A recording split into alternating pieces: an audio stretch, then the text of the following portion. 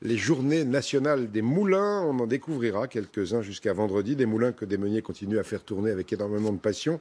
On va commencer près de la frontière belge, au moulin de Terre de Guême. C'est dans le Nord, donc avec Kathleen Emery, Jean-François Drouillet et Alain Bourbet. Joseph Marquet a deux passions, les vieilles mécaniques qu'il restaure et collectionne, et son moulin, le Steenmeulen, le moulin de pierre de Terre de Guême, dans le Nord. Le seul en briques de toute la région, doté d'ailes interminables, sans doute les plus longues de Flandre.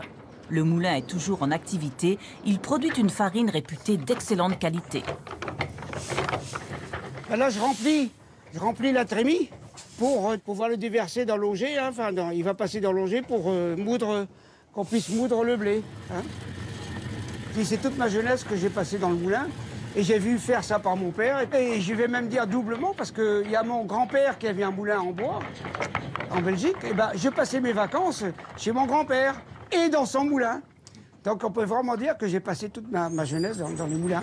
Et j'ai eu beaucoup à nettoyer aussi. Hein. Mon père était très fier de son moulin. Ça, c'est mon souvenir de jeunesse. Hein. Les brosses et les balais, on connaît. Hein. On devait toujours tout nettoyer. Hein. Et puis, je trouve que c'est vraiment un monument qu'il faut entretenir, qu'il faut respecter. Hein. Et puis, essayer de le faire perdurer. Hein, parce que c'est quand même un peu une mémoire. La mémoire de sa famille, 5 générations de meuniers. Mais lui a fait des études, a effectué une carrière d'ingénieur dans l'industrie et a attendu patiemment l'âge de la retraite pour devenir meunier à son tour. Ben là, on est en train de refroidir la farine, du fait que quand il y a une meule qui tourne, ça chauffe un peu, et elle va aller dans le tonneau pour aller vers la bluterie.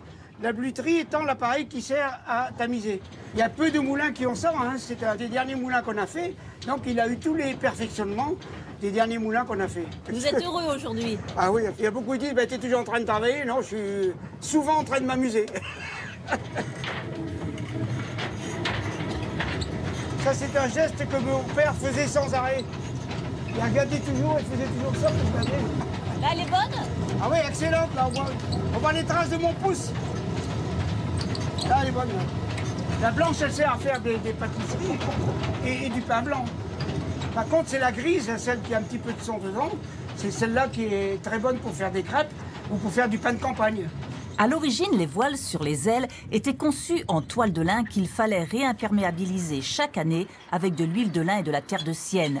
Le mélange leur conférait cette teinte rouge, devenue la tradition des moulins à voile dans les Flandres. Là, j'enlève un peu de voile, parce que autrement le moulin, il tournerait trop vite.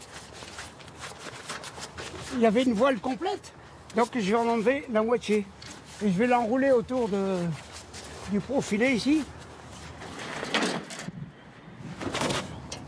Et ça, ce sont des voiles que vous avez fabriquées vous-même? Oui. D'ailleurs, mon papa me disait, il ne me pensait pas capable de faire ça.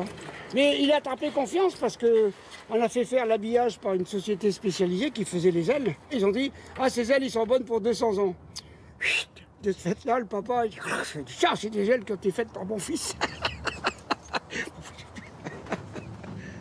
Le travail de meunier, même à la retraite, n'est pas de tout repos. Il exige une vigilance de chaque instant.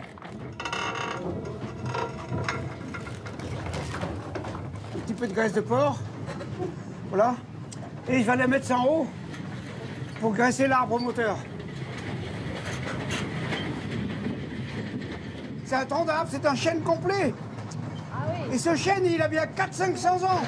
Attention! Et là, moi, je me tiens. Vous êtes plus tout jeune, hein?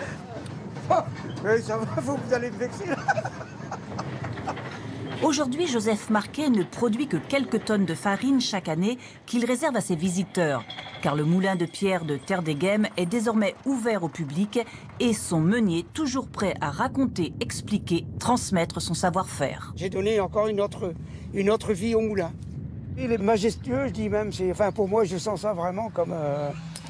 c'est ma deuxième femme, je veux dire. Hein, bon. Je suis un peu bigame. Une passion familiale que Joseph Marquet a transmise à son fils, qui devrait un jour lui succéder. Hommage au meunier comme Joseph et au moulin toute la semaine dans ce journal. On le reverra ce moulin dans une seconde.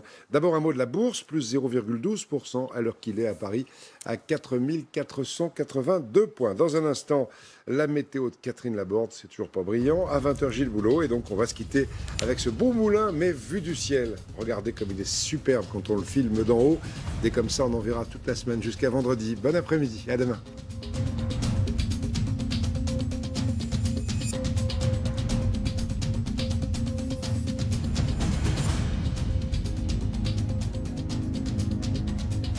Retrouvez toute l'info sur le site et l'application MyTF1 News.